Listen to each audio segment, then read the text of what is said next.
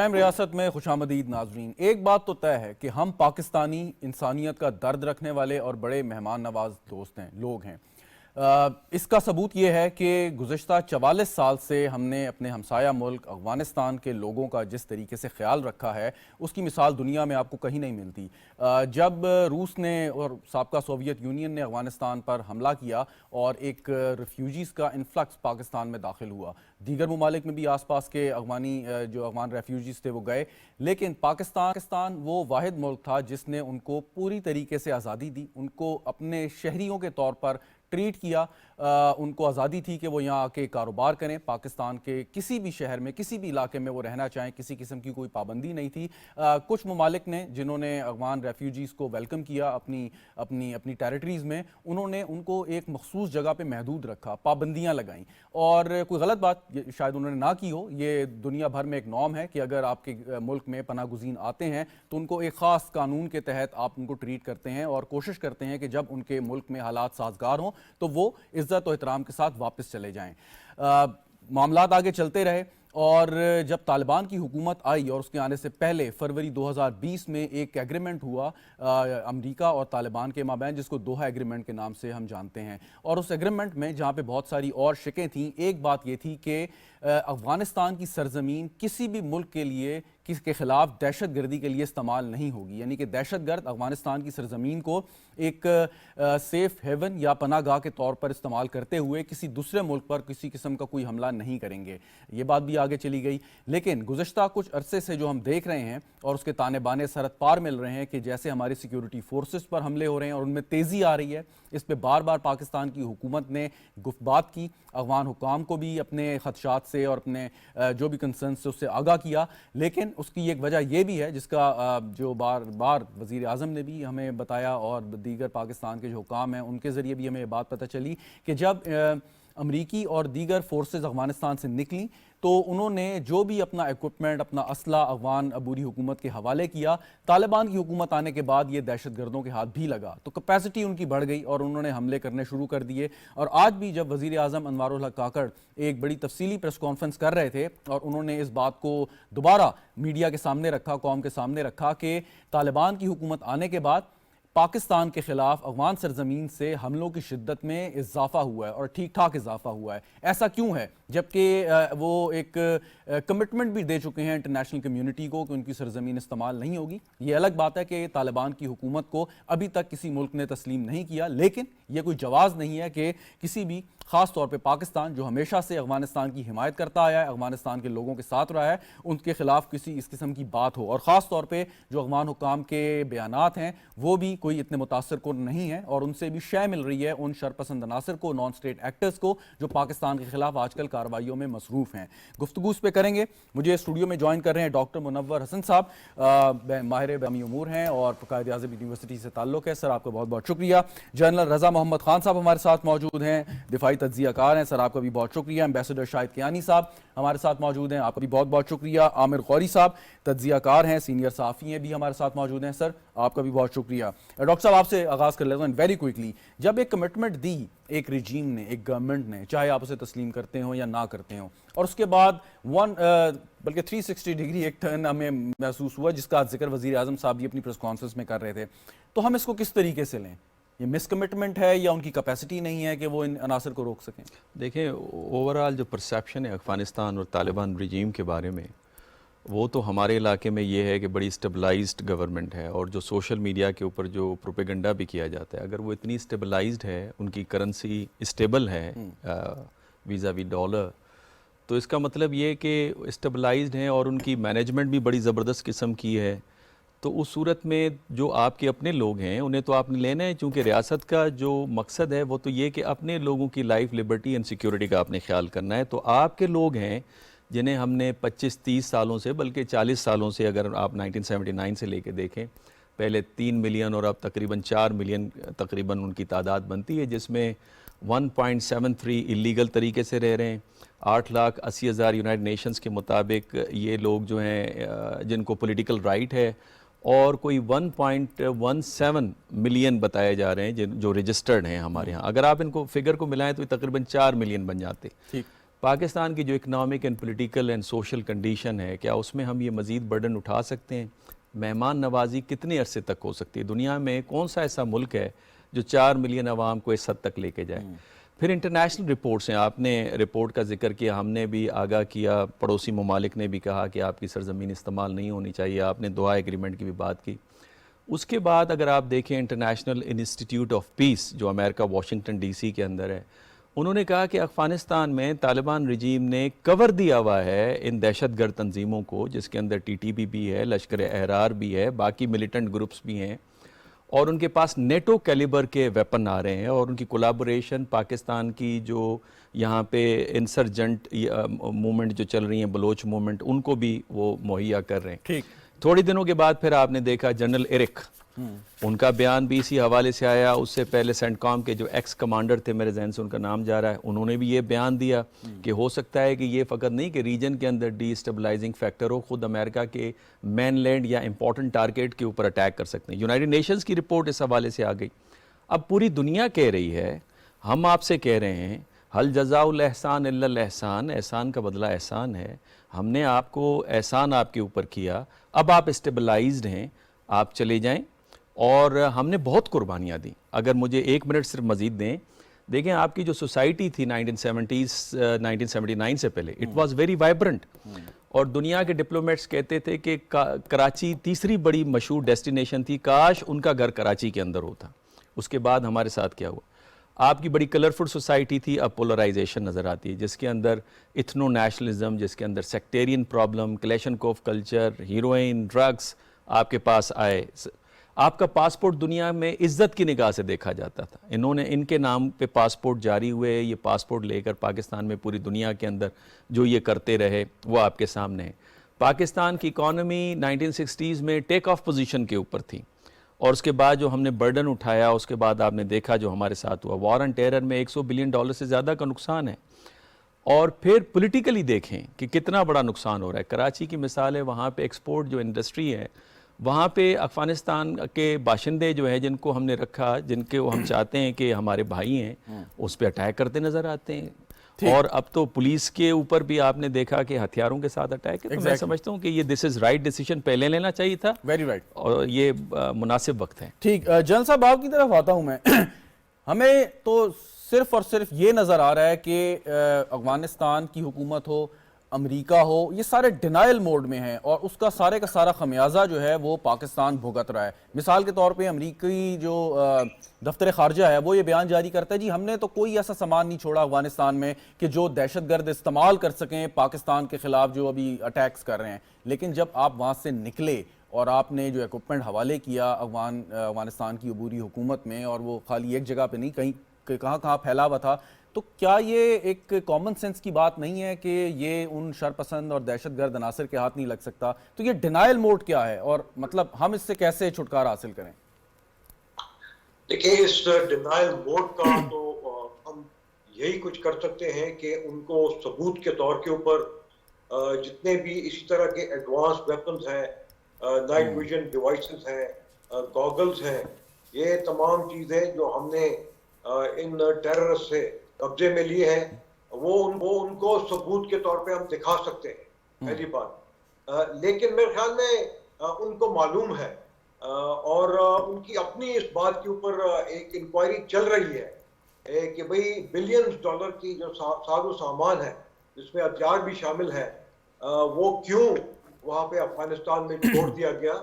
और ये देखें, ये जो अभी प्रेसिडेंट ट्रम्प साहब ने तो उसको एक इलेक्शन इशू भी माजी में बना लिया था, तो उसको डिनाई करना मेरे ख्याल में उसमें कोई उनका वो बनता नहीं है। मैं ये कहना चाहता हूँ कि देखें, अफगानिस्तान की तकरीबन 11% पॉपुलेशन जो है इस वक्त, वो 44 साल से अगर पाकिस्तान में रह रही है, तो दुनिया में इसकी कोई मिसाल नहीं मिलती। इसको तो Guinness book of world record में जाना चाहिए। और अफगानिस्तान की तमाम हुकूमतों को, अफगानिस्तान के अवाम को पाकिस्तान का दिली तह दिल से शुक्रिया अदा करना चाहिए कि हमने इतने अरसे से वो इनकी मेहमानदारी की है। और जिस तरह कहा गया कि अब तो कोई जवाब नहीं बनता, वो तो तालिबान की हुकूमत खुद कहते हैं कि मुकम्मल अमन और अमान है, और उनको तो इंसेंटिव्स मजीद क्रिएट करना चाहिए, ताकि हम तो बात कर रहे हैं ना, ये जो गैर कानूनी तौर पर जो यहाँ पे रिहाइश पजीर हैं, बिल्कुल। जो दूसरे लोग हैं, उनकी भी मेरे ख्याल में वापसी लाजिम होनी चाहिए। और अगर अफगानिस्तान की हुकूमत इस बात के ऊपर जो है हमें धमकियां देते हैं, तो मेरे ख्याल में ये जो रजिस्टर्ड अफगान रेफ्यूजीज हैं उनके रहने को जो है वो मुश्किल बना रहे हैं, क्योंकि पाकिस्तान के अवाम ये नहीं चाहते कि इन लोगों की मौजूदगी सही। से पाकिस्तान की सालिमियत को या पाकिस्तान की मईशत को किसी किस्म का खतरा या नुकसान हो। और मेरे ख्याल में गवर्नमेंट ऑफ पाकिस्तान ने किसी किस्म का दबाव, चाहे वो अंदरूनी हो चाहे बैरूनी हो, अभी तक एक्सेप्ट नहीं किया, और ना ही मेरे ख्याल में पॉइंट टेकन जनरल साहब। जी मैं वापस आता हूं। एम्बेसडर साहब, आज वजीर आजम साहब ने जो फिगर्स रखी हमारे सामने, और आपने भी अगर प्रेस कॉन्फ्रेंस देखी हो तो आपको भी इल्म में होगा, वो कहते हैं कि गुज़िश्ता 2 साल में सरहद पार दहशतगर्दी की वजह से 2000 पाकिस्तानी शहीद हुए, जिसमें सिक्योरिटी फोर्सेस के भी लोग हैं, आम सिविलियंस भी हैं, और 64 अफगान दहशतगर्द पाकिस्तानी सिक्योरिटी फोर्सेस से लड़ते हुए मारे गए। अब ये जो लोग हैं या ये जो हमले हो रहे हैं, मतलब इसमें तो कोई शक की बात ही नहीं है, मतलब फिर आप उनसे बात भी नहीं कर सकते। क्या इसके लिए ज़रूरी है कि उन तालिबान हुकूमत को तस्लीम किया जाए, फिर कोई बातचीत शुरू की जाए? हमारे स्पेशल इन्वॉय हैं जो कि बात कर रहे हैं, आसिफ दुरानी साहब, तो ये मसला फिर इसको किस किस्म का और किस सतह पे टेकअप करें, क्योंकि वो तो बड़ी डूबियस सी रजीम हमें नजर आती है वहाँ पे इस वक्त। देखिए जी, सबसे पहले तो मैं शुरू से ये कहता हूँ, ये जो एक लफ्ज हम करते हैं ब्रदराना ताल्लुकात, ये एग्जिस्ट नहीं करते। इनका कोई फॉरेन पॉलिसी के अंदर, डिप्लोमेसी में कोई इसका जिक्र ही नहीं। इश्यूज होती नेशनल इंटरेस्ट की, उसके बिना पर आप मुल्कों के साथ ताल्लुकात, अगर ये ब्रदराना ताल्लुकात होते तो अफगानिस्तान जो आपके साथ कर रहा है अभी, या पीछे करता रहा है पिछले 70-75 साल से, वो ना करता। आपकी हमारी रिलेशनशिप शुरू से मिसट्रस्ट पर बेस्ड है। कोई मुझे एक इरा बता दे जहां पर अफगानिस्तान ने पाकिस्तान के साथ ताल्लुकात बेहतर किए, ठीक है जी। पहली बात तो ये है, वो ड्यूरल लाइन को नहीं छोड़ते, क्या तालिबान हो या ना तालिबान। यहाँ पर पाकिस्तान हुकूमत ने जो अभी ये डिसीजन लिया है, वो इकोनॉमिक और सिक्योरिटी कंसर्न्स की वजह से ना। तो मुझे याद है कि मैं भी एम्बेसीज में बाहर रहा हूँ, मुझे याद है कि सारी एम्बेसीज हमारी तारीफ करती थी, बाहर के मुल्क वाले, यूनाइटेड नेशंस वाले, कि जी कमाल कर दिया पाकिस्तान ने, इनको अपने पास मेहमान रखा हुआ है अफगान रेफ्यूजीज को। ठीक है, हम लोगों ने, एक तो सबसे पहली बात है कि जब ये अफगान जब अब आने शुरू हुए, उस वक्त की जो हुकूमत थी पाकिस्तान में, उन्होंने गलत फैसला किया इनको लाने के लिए।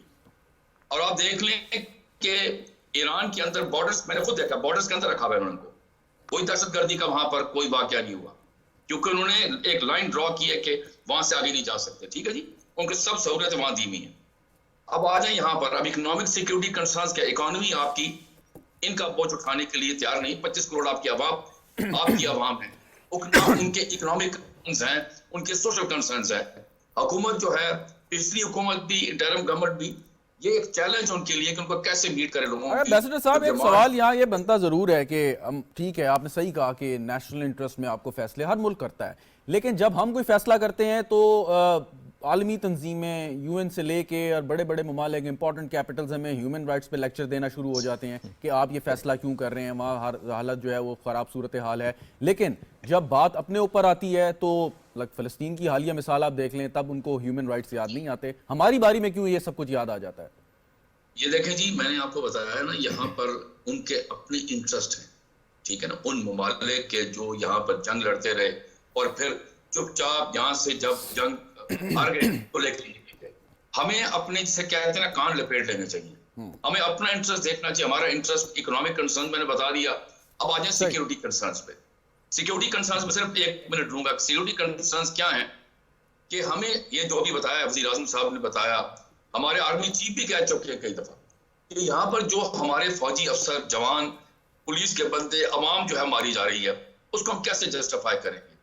अब आप देखें कि यहाँ पर हमें शक है कि ये जो इतनी दहशतगर्दी के वाकयात हो रहे हैं, यहाँ पर इनको स्पॉन्सर या इनको सपोर्ट करने वाले यहाँ पर हर शहर के अंदर बैठे हुए।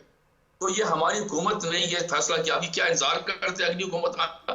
नो, हुकूमत इस वक्त मिलिट्री पॉलिटिकल लीडरशिप ने डिसाइड किया कि अब हम इन अफगानियों को यहाँ से निकालेंगे। रजिस्टर्ड, ये एक और चक्कर, रजिस्टर्ड है या नहीं है? कौन सी रजिस्ट्रेशन है भाई? 40 साल से यहाँ रह रहे हैं, अब वक्त आ गया कि अब देखिए एक आखिरी चीज, जो तालिबान की हुकूमत है अगर वो गलत फैसले कर रही है कि ऐसी कंडीशंस ने अपनी कंडीशन में कंट्री में क्रिएट की हुई है कि रेफ्यूजीज वापस नहीं आ सकते, तो हमारा कसूर है सही। क्या? नजर हम उनको साहब, lessons दें? एक मिनट रोकना चाहूंगा, जरा आमिर गौरी साहब को मैं शामिल कर लूं। आमिर गौरी साहब, रेफ्यूजीज की तो बात हुई, लेकिन जिन कंसर्न्स का आज वजीर आजम साहब ने इजहार किया, जब तालिबान की गवर्नमेंट आई इससे पहले भी पाकिस्तान बार बार ये मुतालबा करता रहा है कि जो फौजी ऑपरेशंस के नतीजे में दहशतगर्द सरहद पार चले गए हैं, वहाँ उन्होंने महफूज पनाहगाहें तलाश कर ली हैं या जेल में थे और बाद में रिहा हो गए, उनको हैंड ओवर करें। और दुनिया भर में हर मुल्क का ये राइट है कि अगर उसका कोई शहरी है और कहीं पे वो छुपा हुआ है और यहाँ पे संगीन जराइम में मुलव्विस रहा है, तो उसको उसके हवाले किया जाए। अब अगर हमारे ताल्लुकात हैं, हमने फैसिलिटेट किया, हर तरीके से किया, तो कम से कम इतनी आपकी मॉरल ऑब्लिगेशन तो बनती है या लीगल ऑब्लिगेशन बनती है कि आप उन दहशतगर्दों को पाकिस्तान के हवाले करें, लेकिन वो भी नहीं होता। फिर क्या करें? शहजाद, देखिए जो बातचीत हुई है ना, मुझे उसमें लगता है कि हम सॉरी कि मेरे जो दोस्त आपके साथ प्रोग्राम हैं वो थोड़े जज्बाती हुए हैं इस वजह से कि पाकिस्तान जो है वो विलिंगली इस वॉर के अंदर जो है वो घुसा था। हमने कोई दरवाजे उनके लिए इसलिए नहीं खोले थे कि हम जो है उनके साथ जो है वो बगलगीर होना चाह रहे थे। जो जंग हमने लड़ी है और फिर उसके बाद 9/11 के बाद जो दूसरी जंग हमने लड़ी है, इसके पाकिस्तान ने फ़ायदे उठाए और पाकिस्तान जो है वो ना करने की पोजीशन में नहीं था। तो अगर फ़र्ज़ किया वो लोग आके बैठे हुए थे यहाँ पे, तो बैठे रहते। ये आपकी बात सही है कि आपने उनको इजाज़त दी है इस मुल्क के अंदर पूरे के अंदर घुसने की, और उसके बाद जिस वक्त तमाम लोग जो इस वक्त वहाँ बैठे हुए हैं, जो तालिबान की हुकूमत है, इनको हम नहीं रखा हुआ था ना। इसका मतलब है कि पाकिस्तान की फॉरेन पॉलिसी के ऊपर बहुत बड़ा सवाल उठता है।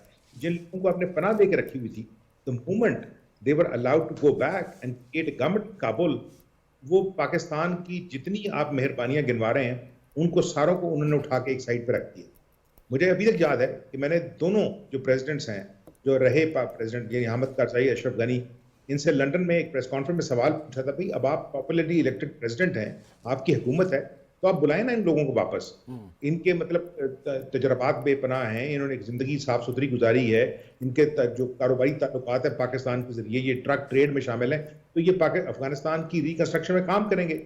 तो अहमद कारज़ाई का सीधा जवाब था कि हम इनको वापस नहीं बुलाएंगे। ठीक है ना? इसका मतलब है कि जो बर्डन है, अब हुकूमत ने जो फैसला लिया है, देखें इसके अंदर जो लोग जिनके पास यहाँ पे यूएन के तहत रहने का राइट है, उनको तो कुछ नहीं कहा जा। जिन लोगों ने वादे किए हैं, काम किए हैं लास्ट अमेरिकन हुकूमत के लिए जो वहाँ पे बैठी हुई थी उनके साथ, वो भी यहाँ से ट्रांजिट के लिए वो इंतजार कर रहे हैं। अब जिसका थोड़ा सा जोर पड़ा है तो उन्होंने कहा कि जी कुछ कहा ना जाए, हम उनको यहाँ से एयरलिफ्ट करते हैं। सवाल सिर्फ ये है कि वो तमाम लोग जो इलीगली पाकिस्तान में रह रहे हैं, जिनका स्टेटस यानी रेफ्यूजी का भी नहीं है, उनके बारे में एक फैसला लिया है। सारी दुनिया के पास ये हक होता है। आपको याद है 9/11 के बाद जिस वक्त अमेरिका ने पकड़ की थी, तो पाकिस्तानी जो हैं और मुसलमान जो अमेरिका के अंदर बहुत अरसे से रह रहे थे इलीगल, वो अपने घर जो हैं यानी भरे हुए घर, यानी फ्रिजेस के अंदर सामान, सारा सामान वो सारा छोड़ भागे हैं, वो मैक्सिको के जरिए, वो कहीं के जरिए। सवाल सिर्फ ये है कि देखें आप इस वक्त जिस तरह जो हम जो जज्बात का इजहार कर रहे हैं ना, आई पर्सनली थिंक कि the language needs to be slightly moderate, इस वजह से कि हमारा जो वेस्टर्न बॉर्डर है वो मुसलसल अफगानियों की वजह से ख़राब नहीं हुआ। हम ये कहते हैं कि वो जो पाकिस्तानी हैं जिन्होंने पिछले काफ़ी अरसे से बदमाशी की जंग शुरू की हुई थी ना, उन्होंने वहाँ पनाह ली हुई है। ठीक, तो वी नीड टू, मेरा सवाल यही था आमिर गौरी साहब, जो आपने ये सारा आर्टिकुलेट किया, मेरा क्वेश्चन यही था जिसकी तरफ आप फाइनली आए हैं कि जब हम ये कहते हैं और हम अफगानिस्तान चलें, ठीक है, अपने एहसानात वगैरह इस तरह के हम अल्फाज इस्तेमाल नहीं करते, लेकिन एक गवर्नमेंट टू गवर्नमेंट भी या स्टेट टू स्टेट भी आपकी कुछ जिम्मेदारियां होती हैं और एक मतलब एक नेबर की हैसियत से भी आपकी बहुत ज़्यादा इसमें ऑब्लिगेशंस हैं। हम कहते हैं कि जी हमें सिर्फ उन लोगों को हमारे हवाले करें कि जो पाकिस्तान में कत्ल गारत में मसरूफ़ थे, सिक्योरिटी फोर्सेस पर हमले करते थे, पाकिस्तानी सिविलियंस को शहीद करते थे, आप उनको हमारे हवाले करें। वो आपके अफगान नेशनल नहीं है, वो पाकिस्तानी हैं और वहाँ पे वो पनाह लिए हुए हैं। तो ये कितना मुश्किल काम है या कितना मुश्किल फैसला है तालिबान रजीम के लिए करना? शहजाद, हमें ये बताया गया था ना कि हमने जो बिलियन डॉलर्स लगा के वो एक वहां पर बाढ़ खड़ी की है, बॉर्डर्स जो हैं, अगर पाकिस्तान के बॉर्डर्स जो ओपन और पोरस बॉर्डर्स हैं तो फिर तो ये बदमाशी जारी रहेगी। दुनिया के अंदर कहीं नहीं होता कि बॉर्डर्स जो हैं वो इस तरह के खुले हुए हों कि जहां से जो मर्जी अंदर घुस जाए।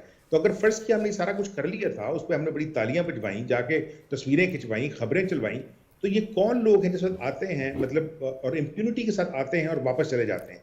इसका मतलब है कि कहीं ना कहीं जो जिम्मेदारी है वो हमारी भी है। नहीं बिल्कुल सही कह रहे हैं आप, दुरुस्त फरमा रहे हैं, जिम्मेदारी हमारी है, लेकिन थोड़ा सा जरा मार्जिन भी हमें देना चाहिए। आप अमेरिका जितने रिसोर्सेज तो हमारे पास नहीं है, लेकिन फिर भी जो मैक्सिकन बॉर्डर है वहां से जितनी इन्फिल्ट्रेशन होती है, बावजूद इसके कितने रिसोर्सेज हैं, तो ये तो खैर नेक्स्ट टू इम्पॉसिबल है कि आप पूरे का पूरा 2600 किलोमीटर का बॉर्डर मैन कर लें, कंट्रोल कर लें। क्वेश्चन इज दिस कि हम जब एक रिक्वेस्ट भेजते हैं कि हमारे जो यहाँ पे मुजरिम हैं पाकिस्तान की रियासत के, पाकिस्तान की कौम के, उनको हमारे हवाले कर दें, तो वो हवाले क्यों नहीं किए जाते? ये देखें, ये चीज जो है बहरहाल जिस तरह आपने कहा कि ये गवर्नमेंट बात होगी ना। अब जो हमारे एम्बेसडर है, अगर फर्ज किया वहां पे हमारा एम्बेसडर है, उनके साथ बातचीत, हम उनको रिकग्नाइज करते हैं या नहीं करते, ठीक है ना। चाइना ने उनको रिकग्नाइज नहीं किया हुआ, लेकिन वहां पर एम्बेसडर भेज दिया है, ठीक है। तो जो बात है किसी न किसी के साथ की जाएगी और मुसलसल की जाएगी और बताया जाएगा कि देखें अगर फर्ज किया आप ये एक्शन नहीं लेंगे तो फिर आपके जो शहरी हैं उनको वापस भेजने की सूरत में जो तकलीफ आपको होगी ना, उसके जिम्मेदार हम नहीं होंगे, ठीक है ना। तो कहीं ना कहीं स्ट्रॉन्ग एक्शन लेने की जरूरत है, लेकिन मुसलसल बात करने की जरूरत है। सिर्फ धमकियां देने से तो कुछ नहीं होगा। उधर से देखिए जो लैंग्वेज उधर से इस्तेमाल हुई है, आई वाज नॉट एक्सपेक्टिंग कि वो अफगान जो यहाँ रहते रहे हैं, इस मुल्क में रहते रहे, और इल्जाम हमने है कभी कोयटा शूरा, कभी पेशावर शूरा, वहां जाके जुबान इस्तेमाल कर रहे हैं। ठीक।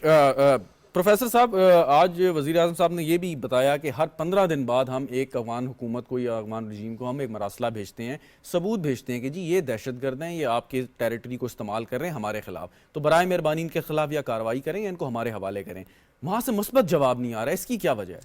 उनके लिए तो बड़ा आसान है कि वो शरपसंद अनासर को पकड़ के दें, एक गुडविल अपनी क्रिएट करें, ना सिर्फ हमारे सामने बल्कि पूरी दुनिया के सामने। अगर मुझे आप सिर्फ 1 मिनट दें तो गौरी साहब ने बहुत आर्टिकुलेटेड अंदाज से अपने आर्गुमेंट को रखा है। मैं पार्शली एग्री करता हूँ और पार्शली डिसएग्री करता हूँ।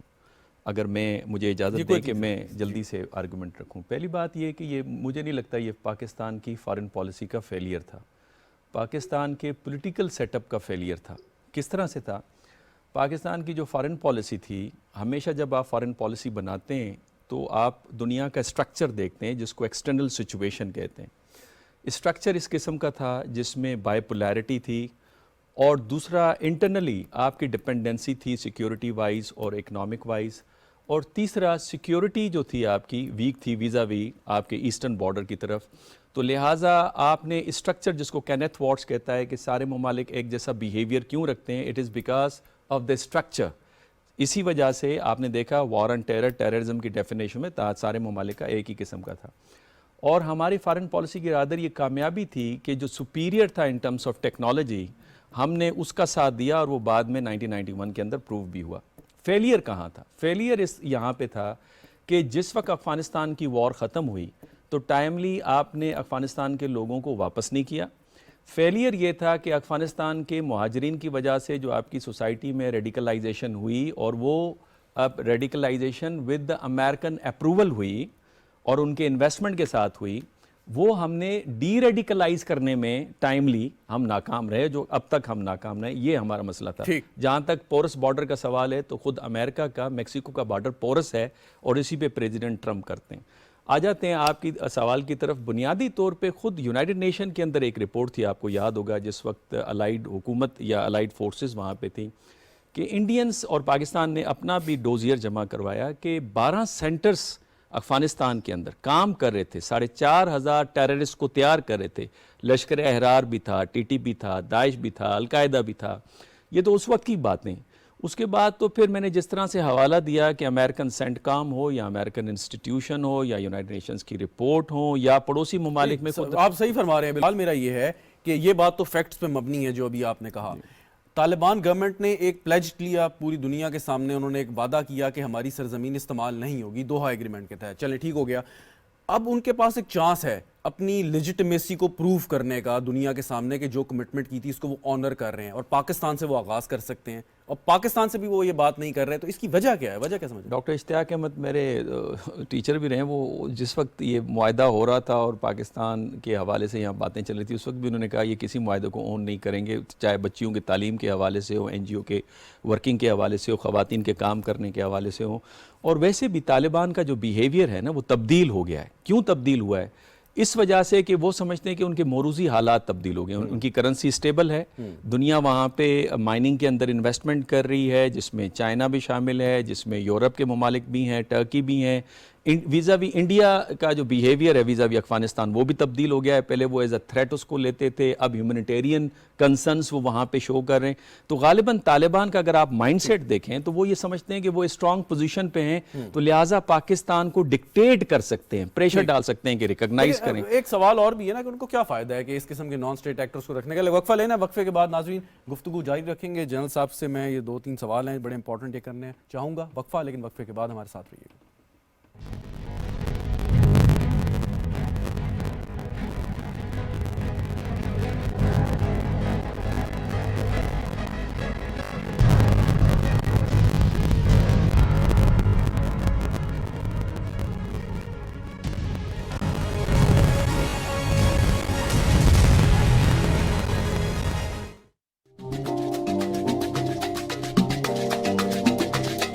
ECO का 16वां सरबराही इजलास।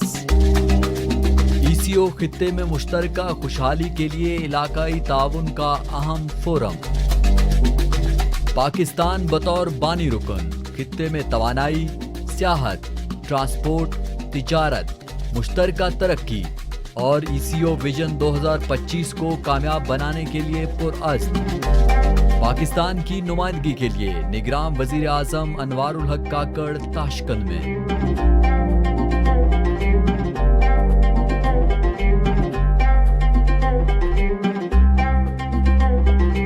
निगरान वजीर आजम का दौरा उज़्बेकिस्तान। ये इलेक्शन से पहले का माहौल है, ये बताती है कि वाकई इलेक्शन होने वाले हैं। थोड़ा बहुत शोर जो है वो ज़रूरी है, ये जमहूरियत के अंदर होता है। हर सियासी जमातों के लिए ये बात लाजिम है कि वो अपनी जद्दोजहद को पुरअमन रखें। तसलसल के साथ भी कुछ लोग यहाँ पे इक़्तिदार में रहे। बातों से ज्यादा ना मंतक के अंजाम पे जाना चाहिए कि सच और झूठ लोगों के सामने आ जाए। इंटरनेशनल इमेज जो पाकिस्तान का उस हवाले से भी चैलेंज होगा, ये इतना आसान काम नहीं है। लेकिन मैंने इस किस्म का अक्रॉस द बोर्ड क्रैकडाउन हर किस्म के माफिया के खिलाफ पहले नहीं देखा। रियल बयानियां नहीं दिखते, बिकॉज रियल चीज तो भूख है, रियल चीज तो महंगाई है। हम तो पहले भी ये कहते रहे हैं कि उन्हें आना चाहिए और इस मुल्क के अंदर उनकी जरूरत है। इस मुल्क में मार्शल आनी लगा हुआ, सहाफत भी आज़ाद है, सियासत भी आज़ाद है, अदलिया भी आज़ाद है।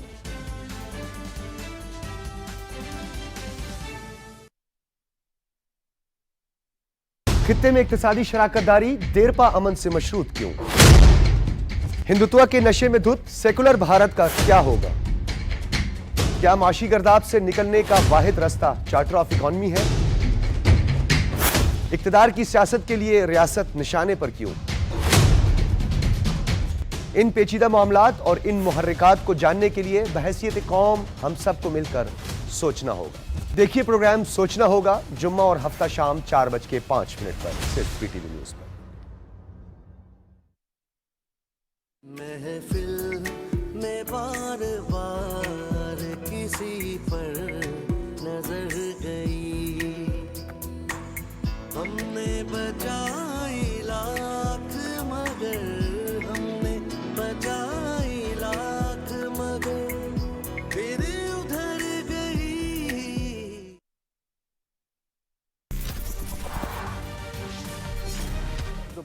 In fact, the most favorite game. We love this game. अच्छा मैच होने वाला है। Play well. आप बहुत एंजॉय करेंगे। हमारे माशरे में जो चीज़ समझ में नहीं आए वो फैशन है। गेम उठा दे, ये है स्पेशल क्रिकेट शो। मजा आता है। जीते पाकिस्तान।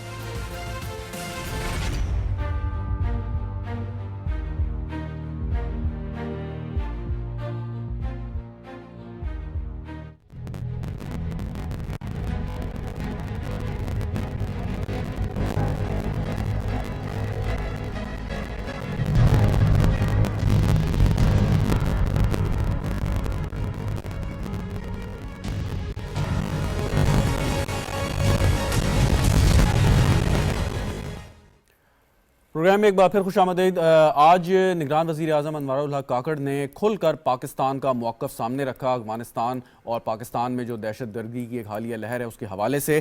जनरल रज़ा मोहम्मद खान साहब, सवाल एक ये था जो मैं प्रोफेसर साहब से भी कर रहा था कि अफ़गान हुकूमत को या तालिबान हुकूमत को क्या बेनिफिट है कि वो इस तरह के नॉन स्टेट एक्टर्स जो पाकिस्तानी हैं, दहशतगर्द हैं, पाकिस्तान के खिलाफ अभी भी साजिशें और हमले कर रहे हैं, उनको अपने पास रखें, उनको पनाह दें। क्या उनको क्या बेनिफिट है? अगर वो ये ना करें और हवाले कर दें तो क्या एक अच्छी गुडविल वो क्रिएट नहीं कर सकते दुनिया की नज़रों में?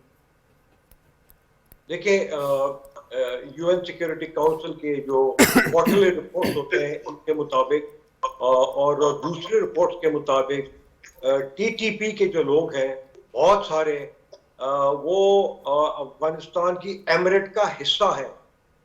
उनको अफगान मिनिस्ट्री ऑफ डिफेंस में और मिनिस्ट्री ऑफ इंटीरियर से आते जाते और वहाँ पे रहते हुए देखा गया है। तो मेरे ख्याल में ये पाकिस्तान के लिए बड़ी एक तशवीश की बात है और प्राइम मिनिस्टर साहब ने बड़ा सही कहा है कि इन लोगों को और जिनकी तादाद मेरे ख्याल में कोई 20-30 हज़ार के करीब है। मैं टीटीपी, बीएलए, बीएलपी और कुछ यहाँ से गए हुए हैं जो आईसिस के लोग हैं, उन सबको मिला के कह रहा हूँ, अगर उनके पास पाकिस्तानी पासपोर्ट नहीं है और उनके पास वीज़ा नहीं है तो उनको वापस करना चाहिए और हुकूमत अफगानिस्तान को इस इन्विटेशन को इसको मेरे ख्याल में वेलकम करना चाहिए। लेकिन आप क्या समझते हैं, क्या आप ये समझते हैं कि इस तरह के अनासर को इस वक्त जो तालिबान रजीम है वो एसेट के तौर पे देखती है या एक मतलब एक ऐसा अपना असासे के तौर पे देख रही है कि अगर कभी उन पे कोई ऐसा वक्त आया दोबारा जो 9/11 के बाद आया था तो ये वो लोग होंगे कि जो उनकी मदद को आएंगे? क्या ये सोच तो नहीं है वहाँ पे? या ये सोच भी है, वो ये समझते हैं कि माजी में इन लोगों ने उनकी कुछ मदद की है और इसलिए वो भी इनकी मदद करना चाह रहे हैं, लेकिन ये जो मदद कर रहे हैं ये बिल्कुल गैर कानूनी है और मेरे ख्याल में इंटरनेशनली इसको जो है ना कंडेम किया जाना चाहिए और इनको ये जो रवैया है ये तर्क करना चाहिए। दूसरी बात जो सवाल किया गया कि देखिए ये जो हमारा बॉर्डर पोरस है या नहीं है, तो जो फेंसिंग की गई है अफगानिस्तान और पाकिस्तान के दरमियान वो ऑलमोस्ट कंप्लीट है। सिर्फ शायद 1 या 2% ऐसे जगह हैं जहाँ पे बहुत ही डिफिकल्ट टेरेन है, हाई माउंटेन्स है और वहाँ पे फेंसिंग नहीं है। लेकिन जो लोग अंदर आ रहे हैं वो 2021 के बाद वो किसी और रूप के अंदर दाखिल हो रहे हैं। वो ताजरों के रूप में आ रहे हैं, वो यहाँ पे इलाज करने वाले के लोगों के रूप में आ रहे हैं और ह्यूमैनिटेरियन कॉजेस के वजह से अंदर आ रहे हैं और ना सिर्फ चमन और तोरखम से आ रहे हैं, बल्कि अगर आपको याद हो कि माजी के कुछ हुकूमतों ने मजीद 8 या 10 और क्रॉसिंग पॉइंट्स उनको फैसिलिटेट करने के लिए अफगानिस्तान की जो हुकूमत की ह्यूमैनिटेरियन कंडीशन थी और पाकिस्तान ने जो उनको प्रेफरेंशियल ट्रेड एग्रीमेंट किया था तो और ज्यादा ये पाबंदी नरम हो गई थी, जिसकी वजह से बहुत सारे लोग अंदर आए हैं और ये जो 1.7 मिलियन लोग हैं जो कि बगैर किसी कागजात के हैं वो इस वजह से ज्यादातर आए हैं। और ये भी आपको बताता चलूं कि किस किस्म के कागजात से वो आए हैं। लेकिन जो उनका ट्रैवल डॉक्यूमेंट है उसको तस्करा कहते हैं और वो जो तस्करा कुछ कागजी तस्करा है, कुछ ई तस्करे हैं, कुछ तस्करे बहुत पुरानी हामिद कारजाई साहब की हुकूमत के हैं, अशरफ गनी साहब के हुकूमत के हैं और कुछ अभी तालिबान की हुकूमत ने उनको दिए हैं। तो इन तमाम चीजों का हुकूमत पाकिस्तान में अभी खात्मा किया है और ये कहा है कि जो लोग सिर्फ पासपोर्ट और पाकिस्तानी वीजे से अंदर आएंगे उनको इजाजत दी जाएगी, तो बाकियों को वापस जाना होगा। तो इस तरह मेरे ख्याल में ये जो इन्फिल्ट्रेशन हो रही है ये इंशाल्लाह खत्म होगी। साथ साथ ये जो पाक ईरान बॉर्डर है उसकी फेंसिंग अभी इनकम्प्लीट है, तो बलोचिस्तान में ज्यादातर जो लोग आ रहे हैं जो कि नॉर्थ में भी जाते हैं वो वहां से आ रहे हैं और उसकी जो है मेरे ख्याल में कंप्लीशन होगी। साथ साथ ये कहा गया है कि इसके बिलियन डॉलर खर्च हुए हैं ये मेरे ख्याल में गलत है। इसके ऊपर कुछ बिलियन रुपीस खर्च हुए हैं, डॉलर खर्च नहीं हुए। Very right sir, very right. Ambassador साहब, वहाँ से दहशतगर्द आते हैं, कार्रवाई करते हैं और हमारे जो फौजी अफसरान हैं, हमारे जवान हैं, हमारे सिविलियंस हैं, उनको निशाना बना के वो चले जाते हैं। हमने देखा कि बाज़ ममालिक ऐसे हैं कि उनके खिलाफ अगर कोई कार्रवाई हुई तो उन्होंने दूसरे मुल्कों में उनकी जो टेरिटोरियल स्पेस थी उसको वायलेट कह लें या कुछ भी कह लें, वहाँ दाखिल होकर उन्होंने कार्रवाई की और अपने दुश्मनों को जो है उन्होंने एलिमिनेट किया। अब हमारे पास तो बहुत बड़ा जवाब भी है, पाकिस्तान मुसलसल जो है ये चीज़ें फेस कर रहा है। वज़ीर आज़म साहब, हमारे मिनिस्टर, हमारे फौजी हुकाम बार बार ये बात कर रहे हैं। तो हमें क्या डिफेंसिव से ऑफेंसिव होना पड़ेगा और डिप्लोमेसी में इसकी कितनी गुंजाइश है कि ये मामला हल हो जाएगा? देखिए जी, सबसे पहली चीज़ है हुकूमत पाकिस्तान ने पॉलिटिकल मिलिट्री लीडरशिप में ये जो फैसला किया है, पहले कुछ महीना दिया कि जी निकालें। हमारी एम्बेसीज को इस वक्त चाहिए कि एग्रेसिवली, मैं इसको यूज करूंगा वर्ड कि एग्रेसिवली इस नैरेटिव को हमारे सफारत खाने वाले इसको प्रायोरिटी नंबर 1 बनाएं और अपनी होम गवर्नमेंट्स जितनी भी होस्ट गवर्नमेंट्स हैं उनको ये लेके जाएं और उनको बताएं। यूएन के ऊपर भी कोई प्रॉब्लम नहीं, गाजा अपनी जगह पर चल रहा है कि आपकी नैरेटिव ये है कि जी आपको सोशल और इकोनॉमिक सिक्योरिटी और सिक्योरिटी चैलेंजेस हैं। हमारे पास सॉलिड प्रूफ, आप देखें ना, एम्बेसीज ने आपको ये इंफॉर्मेशन दी है कि ये जो पासपोर्ट्स हैं, शनाख्ती कार्ड हैं, बाहर के मुल्क वाले अफगानी आपके पासपोर्ट शनाख्ती कार्ड के ऊपर चल रहे हैं। वो गलत इशू है कि इस पर इंक्वायरी होनी चाहिए और पब्लिक लानी चाहिए कि ये कौन अनासर थे पाकिस्तान के अंदर जिन्होंने उनको पासपोर्ट बना के दिए, शनाख्ती कार्ड बना के दी। अब हमें एग्रेसिवली इस फॉरेन पॉलिसी इस नैरेटिव को ले जाना पड़ेगा कि पाकिस्तान अब इस ऐसे चैलेंजेस में है कि वो अब इन अफगानियों को अपने सरजमीन पर नहीं रख सकता। इसमें ह्यूमैनिटेरियन इशू है ही नहीं, we are a sovereign country. अभी मेरे मेहमान, वो मेरे कुलीग कह रहे थे जोश खाते, जोश की बात नहीं है। अब मुझे बताएं ना कि हुकूमत जो वक्त हुकूमत है वो कैसे फौजी अपने को या पुलिस वाले या पाकिस्तानी जो अवाम जो मारी जा रही है, कैसे उनको जाकर उनको जस्टिफाई करेंगे कि जी ये मारे जा रहे हैं? कौन है? बिकॉज इनके अंदर अफगानियों का एक है, कहना उनका कनेक्शन है। दूसरी बात, आप ये कहते हैं कि अफगानी तालिबान क्यों कर रहे हैं? आपको याद होगा जब एक जमाने लेफ्टिस्ट मूवमेंट चल रही थी या कम्युनिस्ट मूवमेंट चल रही थी, आइडियोलॉजिकल जो कॉमनैलिटी है ना, वो उसके बेसिस के ऊपर करते हैं। अब ये जो तालिबान है, इनको ये आ गया कि जी हमने क्योंकि अमेरिका को निकाल दिया 2 दफा, अब ये इस आइडियोलॉजी को ये फैलाएंगे।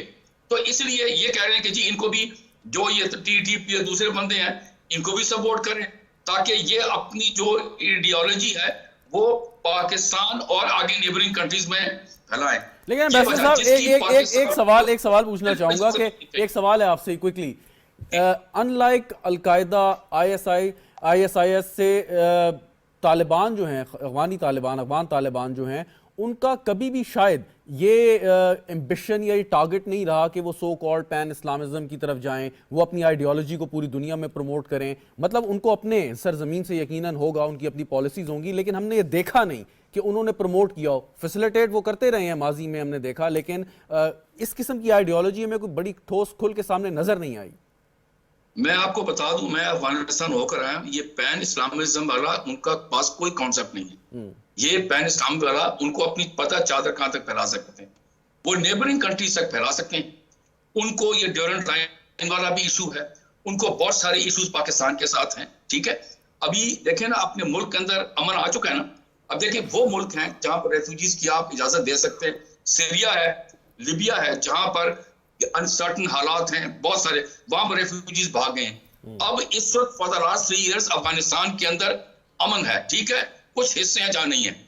अब उनको चाहिए कि अपनी रेफ्यूजीज को वापस लेकर आए, उनको बैठाएं और अपनी पॉलिसी चेंज करें ताकि लोग ये जाएं। हम पर हमें ब्लेम ना करें, और हुकूमत पाकिस्तान सॉवरेन कंट्री है, वो इसको जो नॉन डेमोक्रेटिक डिस्पेंसेशन के बाद गलतियां हुई हैं उनको सीधा करने का वक्त आ गया है, और हम अपने फैसले खुद करेंगे, दूसरों को नहीं सुनेंगे। बिल्कुल। आमिर गौरी साहब, अभी जब वज़ीर आज़म साहब गुफ्तगू कर रहे थे आज, उन्होंने एक और बात भी की। उन्होंने कहा अफगान रहनुमाओं के हालिया बयानात के बाद दहशत गर्दी के वाक़यात में इजाफा बड़ा मानी खेज है। तो इससे आपको क्या इशारा मिलता है कि वहाँ से कोई स्टेटमेंट आती है तो क्या वो इनकरेज होते हैं ऐसे नॉन स्टेट एक्टर के हम यहाँ तो बिल्कुल महफूज हैं, और उनके जहन में शायद ये बात हो कि वहाँ की जो रजीम है उनको फैसिलिटेट भी कर रही है, इस वजह से इसको और ज़्यादा ऑफेंसिव को तेज़ कर दें अगेंस्ट पाकिस्तान? शहजाद, मेरी फीलिंग ये कि हम पाकिस्तान और पाकिस्तान की जो हुकूमतें हैं उनके लिए ये स्लाइटली इजी है कि हम सिर्फ चंद लोगों को ब्लेम करें अपनी जो हमारी इस वक्त मुश्किल सूरत हाल है। हम हिंदुस्तान को ब्लेम करते हैं, आजकल तालिबान को ब्लेम करना शुरू किया हुआ है। लेकिन देखें 2013 में इस वक्त जो उस वक्त के अमेरिकन सेक्रेटरी ऑफ स्टेट थे जॉन कैरी, वो तालिबान की उस लीडरशिप को मिलने के लिए जब दोहा आए थे, जो वहाँ पे बैठी हुई थी, तो मैं उस वक्त उस सारी जो प्रोसेस था उसको कवर कर रहा था। उन्होंने उनसे सवाल पूछा कि ये किस तरह हो सकता है कि तालिबान आपके दुश्मन हैं और आपने उनको एक ऐसे मुल्क में ठहराया हुआ है जहाँ पे सेंटकॉम का हेडक्वार्टर्स है और वो उससे बहुत ज़्यादा दूर मील इतने दूर था नहीं वहाँ पे। इसका मतलब है कि अगर अमेरिकन सेक्रेटरी ऑफ स्टेट उनसे मिलने आया है तो जो असल नीचे सरकारी अफसरान हैं उन्होंने तो हो सकता है 4-5 साल पहले काम शुरू कर दिया उन बातचीत का। तो उस वक्त ही हमने कहा था कि भाईजान आप इन पे नज़र रखें, ये हो सकता है कि आने वाले दिनों में अमेरिकन इंटरेस्ट के लिए काम करें इस रीजन में। अब आप ये जो बातें सुन रहे हैं ना कि पाकिस्तान, आप मुझे बताएं तालिबान का चाइना के साथ कोई फटा नहीं है, तालिबान का जो सेंट्रल एशियन रिपब्लिक्स हैं उनके साथ कोई फटा नहीं है, तालिबान का ईरान के साथ कोई फटा नहीं है। जो उस वक्त प्रोफेसर साहब कह रहे थे, मतलब आप ये देखें जिस वक्त ये जंग शुरू हुई थी तो ईरान जो है वो 8 साल की जंग में इराक के साथ फंसा रहा है, वहां पे जाके उन्होंने बदमाशी क्यों नहीं की? मसला सिर्फ ये कि देखें हमारी जो फॉरेन पॉलिसी है, we have taken wrong decisions. अब हमें बर्दाश्त नहीं होता वो सुनना कि हमने अपने जो इंटरेस्ट है उसको वेव करके हमने किसी और के इंटरेस्ट के लिए जंगें लड़ी हैं और अब उसका जो खमियाजा है वो हम भुगत रहे हैं। जहां तक पाकिस्तान की अब हुकूमत का ताल्लुक है, ये फुली सपोर्ट करते हैं। देखिए पाकिस्तान में कोई इलीगल आदमी नहीं रहना चाहिए, जिसको राइट मिला हुआ है, अगर वो इंटरनेशनल लॉज के तहत है, यूनाइटेड नेशन के रूल्स के तहत है, ओके, उसकी भी एक प्रोसीजर शुरू होनी चाहिए कि 40 साल में जो बच्चे यहाँ पैदा हुए हैं, कल अगर फर्ज किया, मैं आपको एक नई सिचुएशन देता हूँ कि वो बच्चे जो यहाँ पैदा हुए हैं, अगर के माँ बाप ने कल को ये क्लेम कर लिया कि इंटरनेशनल लॉ के तहत तमाम वो अफगान जो पाकिस्तान में पैदा हुए हैं उनको पाकिस्तान की नेशनैलिटी दी जाए, तो हम क्या करेंगे? हमारे बच्चे अमेरिका के अंदर, इंग्लैंड में, फ्रांस, जर्मनी में नेशनैलिटियाँ ले रहे हैं कि नहीं ले रहे, जो वहाँ पैदा होते हैं, ठीक है ना, असाइलम सीकर्स के बच्चे। तो ये हम क्या करेंगे? आज हम जो अफगानियों को जो कुछ कह रहे हैं ना, we need to think before we take an action. मुझे इस तरह लगता है कि ये जो एक्शन है ये जज्बातियत में लिया गया है, इसके पीछे जो सोच विचार थी वो उतनी नहीं हुई। लेकिन बात तो हम वही कर रहे हैं ना कि हम अभी जैसे बात आज भी हुई कि हम ऐसे अफगान नेशनल्स को जो किसी एक जवाब के तहत यहाँ पे मौजूद हैं, उनके पास कोई लीगल उनके पास कोई डॉक्यूमेंट है। जी सर, मुझे इस तरह लगता है कि तालिबान जो हैं, आई एम सॉरी, वो अब इस रीजन के अंदर अमेरिकन इंटरेस्ट के लिए काम कर रहे हैं और चूंकि पाकिस्तान जो है वो अब कांटे की खटक रहा है अमेरिका को, वॉशिंगटन को, जो प्लान है इंडिया के साथ, चाहे वो जमीन के ऊपर है चाहे समुद्र के अंदर ऊपर है, जो क्वाड वाली पॉलिसी है और जो इसके अंदर जो DRI को रोकने की पॉलिसीज है, उसके अंदर ये उनके इंटरेस्ट के लिए काम कर रहे हैं and they are bleeding us. Very right. Professor final comment जी आपसे कि अब हम जंग की हालत में हैं, रहे हैं और अब भी हमारे ऊपर जिस तरीके से हमले हो रहे हैं, अगर हमें मालूम हो कि हमारा दुश्मन जो है वो सरहद पार किसी इलाके में मौजूद है और वहाँ इस किस्म की कार्रवाइयाँ कर रहा है, आम लोग सवाल करते हैं और वो गुस्से में हैं कि जब हमारी सिक्योरिटी फोर्सेस पर हमले होते हैं, हमारे जवानों को शहीद किया जाता है, वो कहते हैं क्यों नहीं जाके हम इनको एलिमिनेट करते। अगर हमारे तालिबान रजीम बात नहीं सुनती तो हमारे पास कैपेसिटी है, कैपेबिलिटी है, बेस्ट आर्मी है, बेस्ट इंटेलिजेंस है, सो क्या पाकिस्तान खुद कार्रवाई कर सकता है? देखें, ये मुख्तलिफ स्टेजेस होती हैं। रियासतें इस तरह से बिहेव नहीं करती कि अपना आखिरी पता फ़ौरन इस्तेमाल करें। ख़ुद अमेरिका भी जो मिलिट्री फोर्स का यूज़ है, कोअर्सिव पावर जिसे कहते हैं, उससे पहले वो डिप्लोमेसी यूज़ करता है, उसके बाद वो इकनॉमिक सैंक्शंस लगाता है और उसके बाद वो रोग स्टेट डिक्लेयर करता है और उसके बाद भी अगर बात नहीं होती तो वो फिर CIA के ज़रिए से रिजीम चेंज करता है और फिर आखिर में आके जहाँ पे ये भी बात नहीं बनती तो कोर्सिव पावर इस्तेमाल करता है। Last resort. एग्जैक्टली। पाकिस्तान ने भी देखें पहले डिप्लोमेसी की, आपने स्पेशल इन्वॉय आसिफ दुरानी साहब सीजन्ड डिप्लोमेट हैं, उनको आपने अपॉइंट किया और उसके बाद चूंकि तालिबान ने तब्दील किया अपने बिहेवियर को और बात नहीं बन रही थी तो हमने भी अपने बिहेवियर को तब्दील किया। हमारा मकसद ये है कि कंप्रीहेंसिव डायलॉग होना चाहिए। आमिर गौरी साहब ने जो बात की कि अमेरिकन इंटरेस्ट के लिए काम कर रहे हैं, I agree, fully I agree कि अमेरिकन मफादात के लिए काम कर रहे हैं और सीपैक और BRI खटक रहा है और उसके लिए IMAC भी बनाया और फिर जो हमास का अटैक हुआ वो सब कुछ पानी में मिल गया। और अमेरिकन्स की मैं आपको बताऊं, ये आपके नाज़रीन के लिए बड़ा दिलचस्प होगा कि मुस्लिम वर्ल्ड एंड स्पेशली साउथ के अंदर अमेरिका ने लेफ्टिस्ट लिबरल जो तहरीकें थी उनको कुचलाए और रेडिकलिज्म को प्रमोट किया है मिडिल ईस्ट में विद इज़राइल। आपको याद होगा 1950s एंड 60s में नासिर के ख़िलाफ़ और हमास की क्रिएशन में इज़राइल का जो आपको रोल नज़र आता है। और उसके बाद ख़ुद यहाँ पे जो जहादिज़म, जो अफ़गानिस्तान का जहाद प्रमोट हुआ था, उसके पीछे आपको सारी कहानी सबको पता है कि किस तरह से उन्होंने प्रमोट किया। चूँकि अमेरिकन ये समझते हैं, वजह ये थी कि यहाँ पे लेफ्ट की लीनिंग टुवर्ड्स सोवियत यूनियन, नहीं, नॉट बिकॉज ऑफ दिस। वो समझते थे कि ये एंटाई अमेरिकन इंटरेस्ट को ये करेंगे, जिस तरह से साउथ अमेरिका के अंदर भी आपको यही फैक्टर नज़र आता है। उसमें सोवियत फैक्टर सिर्फ नहीं था, अब तो सोवियत यूनियन नहीं है, सही, इवन देन अब भी कोई सेकुलर फोर्स आपको लगता है, मिसाल के तौर पे PLO एक सेकुलर फोर्स थी, PLO को कितनी रिस्पेक्ट मिली है, या जो पीस अकॉर्ड हुआ था क्लिंटन के दौर में वो भी नहीं हुआ। तो मैं समझता हूँ, अच्छा दूसरी बात ये कि जी ये हमारी फॉरेन पॉलिसी का फेलियर था, यहाँ मैं डिसएग्री करता हूँ अगेन। ज़ियाउल हक साहब थे या मुशर्रफ साहब थे, बिलफर्ज इनको हटा दें और आप ले आएँ डेमोक्रेटिक लीडर को, फॉर इंस्टेंस जुल्फ़िकार अली भुट्टो साहब को। तो आपको क्या लगता है जिस वक्त सरदार दाऊद ने ड्यूरेंट लाइन का इशू उठाया तो भुट्टो साहब ने जनरल नसीरुल्लाह बाबर साहब को असाइन नहीं किया था कि अफ़गानिस्तान से एंटाई दाऊद साहब के एलिमेंट को तलाश करें, जिसमें अहमद शाह मसूद और हिकमत यार और ये सारे हमने तलाश किए। तो मेरा कहने का मकसद है कि सिक्योरिटी के लिए कोई भी इधर होता, ये उसकी डिमांड थी उस वक्त पाकिस्तान के नेशनल इंटरेस्ट की, आगे बहुत बहुत शुक्रिया आपका।